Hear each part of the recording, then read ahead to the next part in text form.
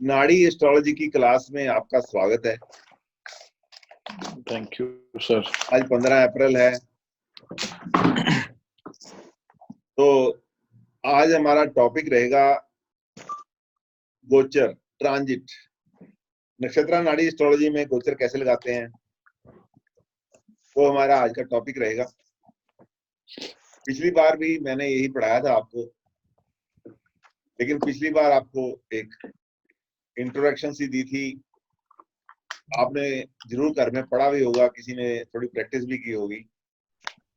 जो पढ़ा है उसमें से जो क्वेश्चन आपके रहे होंगे वो भी आज क्लियर हो जाएंगे। उन्होंने प्रैक्टिस किया है, उनके दिमाग में भी कहीं परेशानी होगी, वो भी हम क्लियर करेंगे आज।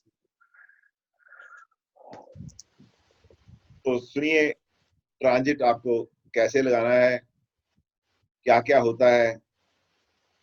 सबसे पहले ये बात समझ लो कि ट्रांजिट की अकेले कोई महत्व नहीं है। गोचर का अकेले गोचर को देखने का कोई महत्व नहीं है, बिकॉज ट्रांजिट इज सब सर्विएंट टू द दशा सिस्टम। गोचर दशा सिस्टम के अधीन काम करता है। वही काम होता है जिसमें महादशा स्वामी, अंतरदशा स्वामी और प्रत्यंतर दशा स्वामी तीनों के तीनों जिस काम के लिए रजामंद होते हैं, वही काम गोचर में आने वाले प्लेनेट करवा सकते हैं। और जो गोचर है दशा सिस्टम के अधीन है। जो दशा सिस्टम है वो हमारी नेटल हॉरोस्कोप D1 से निकली हुई प्रोडक्ट है। जिस दिन आपका जन्म होता है उसी दिन दशा सिस्टम स्थापित होता है। नक्षत्र एस्ट्रोलॉजी में जिस नक्षत्र में आपका नेटल मून होता है उसी नक्षत्र के स्वामी की दशा स्टार्ट होती है आपको पहले। वो मून उस नक्षत्र में कितना ट्रेवल कर चुका होता है, उसको छोड़ के जितना उस नक्षत्र में मून का ट्रेवल करने का रास्ता रह जाता है, उतनी आपकी दशा उस नक्षत्र के स्वामी की होती है। उसके बाद जो सीक्वेंस है वो विंशोत्तरी दशा का सीक्वेंस ही इस्तेमाल होता है। जैसे विंशोत्तरी दशा में सबसे पहले केतु का अश्विन नक्षत्र आता है, इसीलिए केतु को सबसे पहले हम लेते हैं। उसके बाद भरणी का आता है, उसके बाद भरणी का जो लॉर्ड है वो वीनस होता है। इसी तरह जो सूर्य का नक्षत्र होता है कृतिका, रोहिणी मून का होता है, वृक्षिरा मंगल का होता है, अर्द्रा राहु का होता है। इसी तरीके से ये जो नक्षत्र है पुष्य हो जाता है सैटर्न का, पुनर्वसु बृहस्पति का हो जाता है और अश्लेषा बुध का हो जाता है। जैसे जैसे नक्षत्र बदलते रहते हैं दशा भी बदलती रहती है, लेकिन समय जन्म के समय में चंद्रमा जिस नक्षत्र में होता है पहली दशा उसी की होती है। उसके बाद विंशोत्तरी सीक्वेंस में दशा आगे बढ़ती है। केतु के बाद बृहस्पति शुक्र की दशा, शुक्र के बाद सूर्य की दशा, सूर्य के बाद चंद्रमा की दशा, चंद्रमा के बाद मंगल की दशा, मंगल के बाद राहु की दशा, फिर बृहस्पति की दशा, फिर सैटर्न की दशा, फिर बुध की दशा। ये जो सीक्वेंस है 120 साल का है। 120 साल जीने वाले बहुत कम लोग होते हैं, हजारों लाखों में एक। लेकिन एवरेज जो दशा है, एवरेज हम लेते हैं आज की डेट में, जो एवरेज एज है वो 80 और 90 के बीच में पाई जाती है। किसी किसी की ज्यादा भी होती है, किसी की कम भी होती है। तो हमने पहले फर्स्ट सुप्रीम क्या आ गया कि नेटल हॉरोस्कोप में उस चीज का प्रॉमिस है जिसको हम ढूंढ रहे हैं गोचर में। आपकी लाइफ के इवेंट हैं, किसी ने प्रॉपर्टी खरीदनी है, किसी ने शादी करनी है, किसी ने पढ़ाई शुरू करनी है, किसी ने नौकरी शुरू करनी है, किसी ने बिजनेस शुरू करना है। और किसी ने धार्मिक यज्ञ शुरू करना है, किसी ने घर बनाना शुरू करना है, किसी भी तरह का कोई इवेंट है, वो चाहता है कि मेरा कब होगा जिंदगी में। जब वो एस्ट्रोलॉजर के पास जाता है, एस्ट्रोलॉजर सबसे पहले देखता है कि क्या इसके पास इस चीज के लिए हॉरोस्कोप में प्रॉमिस है। इसका मतलब हॉरोस्कोप सुप्रीम हो गई। फिर वो देखता है कि कौन सी दशा में है, कौन सा ग्रह ऐसा है जो इसको ये देना चाहता है, इसलिए उसकी दशा होनी चाहिए। इसका मतलब जो दशा सिस्टम है वो सेकंड नंबर पे आ गया। फिर वो सोचता है कि जो दशा कब देगा, दशा तो बहुत बड़ी है, कम से कम 6 साल की होती है, ज्यादा से ज्यादा 20 साल की एक दशा होती है। 20 साल तक थोड़ा कोई इंतजार करने आएगा, आपसे पूछने आएगा 20 साल में आपको मकान बन जाएगा, 20 साल में शादी हो जाएगी। This is nonsense. इसको नैरो डाउन करने के लिए, इसको किसी समय के ऊपर कंक्लूड करने के लिए, इस समय में होगा, इस दिन होगा, इसके लिए हमें उसके टुकड़े करने पड़ेंगे, दशा के टुकड़े करने पड़ेंगे, उसमें अंतर दशा का स्थान लेंगे, उसमें प्रत्यंतर दशा का स्थान लेंगे। इसी तरह आपकी जब महारत हासिल हो जाएगी, जब आप इसमें कंफर्टेबल हो जाओगे, जब आपको ये पूरी तरह समझ आ जाएगी, तो आप डे तक जा सकते हैं, प्राण दशा तक जा सकते हैं। लेकिन उसके ये सारा कुछ देखने के लिए कुछ रूल्स हैं गोचर के। तो सबसे पहले हॉरोस्कोप में प्रॉमिस होना चाहिए। दूसरा, दशा सिस्टम में प्रॉमिस होना चाहिए। जब दशा सिस्टम में प्रॉमिस है, हाउस में प्रॉमिस है, फिर देश काल पात्र के हिसाब से वो व्यक्ति उस काबिल होना चाहिए कि उसकी वो इच्छा पूरी हो जाए। जैसे किसी की शादी है, शादी देश काल पात्र, शादी गवर्नमेंट के रूल से होती है। हर सरकार का अपना रूल है कितनी एज के बाद आपकी शादी हो सकती है। सोसाइटी के रूल से होती है, हर सोसाइटी को छोटी उम्र में शादी करती है, कोई बड़ी उम्र में शादी करती है।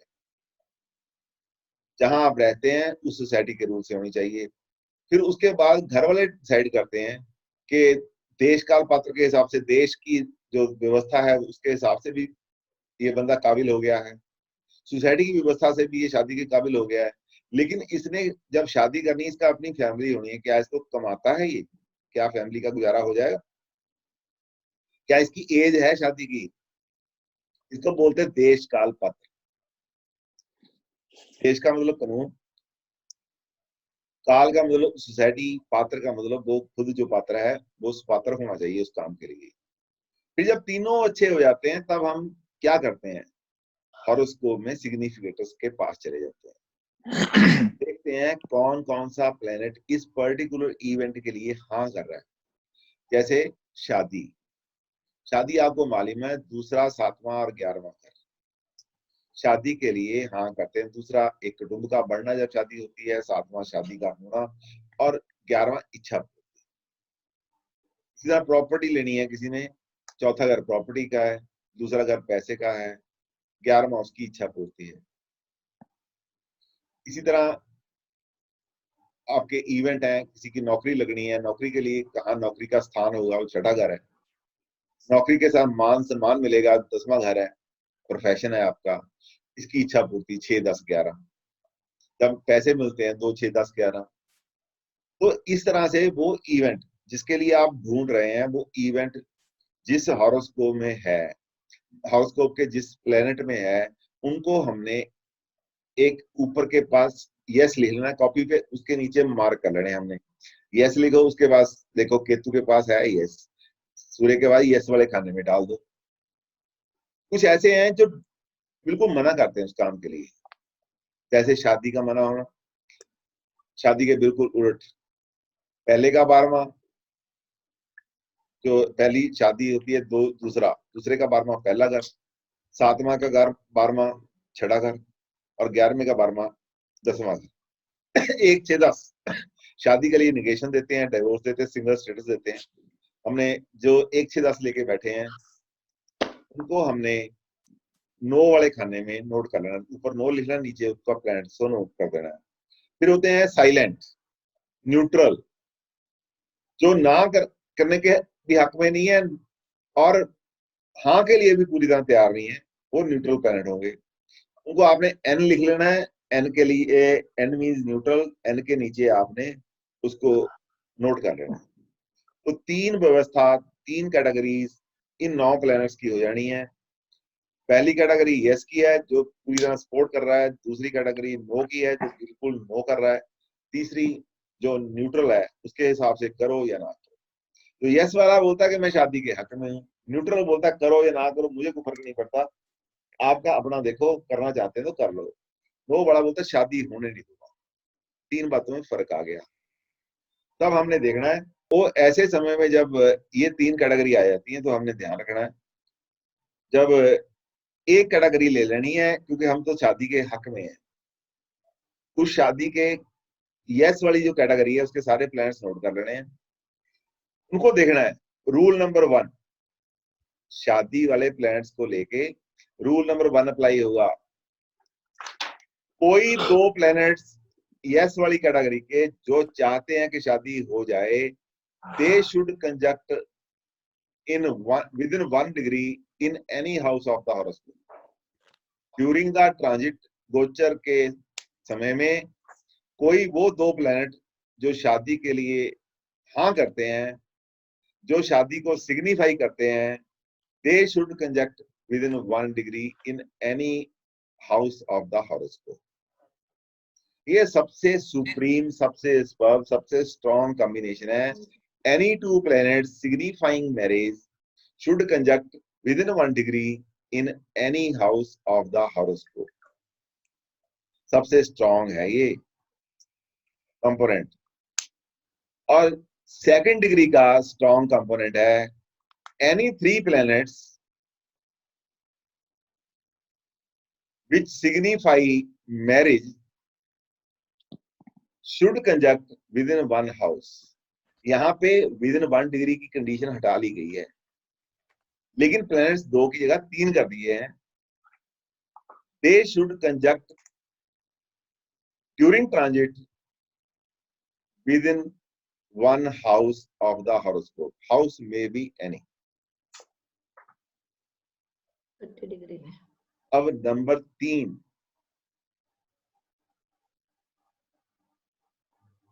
3 है कि वो any 3 planets during transit should aspect the required houses for the event. जैसे शादी के लिए 2nd, 7th और 11 इन घरों को देखते हो। 4th है इनके ऊपर ओवरलैप करते हो, इनको 3 नंबर करो। 3 number is any 3 planet should overlap the significant house for the marriage. 2, 7, 11 तो शादी के लिए है, ठीक है जी। और नंबर 4 पे आप ये नोट कर लो, they should aspect these houses. Number 5 पे है any 3 planet should overlap their natal position in the horoscope during transit. जहां पे वो नेटल हॉरोस्कोप के ऊपर बैठे हैं, नेटल स्कोप को जहां पे ऑक्यूपाई किया है वही हाउसेस के ऊपर घूमते हो ड्यूरिंग ट्रांजिट। ये 5 हमारे रूल्स हैं गोचर के, जिनको आपको बिल्कुल इसी तरह मुंहजबानी याद रखना है जैसे मैंने आपको मुंहजबानी बोला। इसका कोई ऑप्शन नहीं है कि आप इसको याद ना रखो, इसको मैं बोलूं आपको याद नहीं है तो आपका काम चल जाएगा। 5वां वाला रिपीट कर दीजिए काइंडली सर एक बार। 5वां पॉइंट है any 3 planets signifying the event should overlap their natal position in the D1 chart. और इसका मेरे पास कोई इलाज नहीं है, जिसको ये ठीक से याद नहीं होगा वो गोचर को अप्लाई नहीं कर पाएगा। वो बोलेगा मैं किताब खोलता हूँ, दिस इज नॉनसेंस। कोई किताब नहीं होती, आपके यहाँ ब्रेन में होना चाहिए सारा कुछ, तभी एस्ट्रोलॉजी होती है। Maximum time you see I never consult book. कुछ भी पढ़ाता हूँ चाहे पोस्ट ग्रेजुएट तक, केवल किताब का सहारा इसलिए लेता हूँ कि कोई कंपोनेंट मुझे इंपॉर्टेंट जो मिस ना हो गया, ठीक है ना, या कोई ऊपर नीचे ना हो गया, सीक्वेंस में आ जाए। आपने बिल्कुल ठीक इसी तरह याद करना है जैसे मैंने याद किया हुआ है। जब गोचर लगाओगे उस समय पहले पहले आपको किताब खोलने की इजाजत है, लेकिन 2, 4, 5, 10 दिन के बाद कोई किताब। अब मैं ये गोचर तो चलना है जब तक क्लासेस चलनी है। अब मैं आगे किसी से भी पूछूंगा कि आपका नाम लेके बोलूंगा कि आप बताइए जो 5 पॉइंट है मुझे थोड़ा अपने मुंह से बताइए। तो डोंट गेट ह्यूमिलेटेड, ये मेरी मजबूरी है आपको याद करवाना। इसलिए मैं आपसे पूछूंगा, इस किताब आपके पास है, आपको इसको 4 बार पढ़िए, 5 बार पढ़िए, 10 बार पढ़िए, सुबह उठ के डेली पढ़िए, जब तक आपको याद नहीं हो जाता कि आपके अचानक ही आपसे कोई पूछे तो आप ऐसे बोले जैसे तोता बोल रहा है।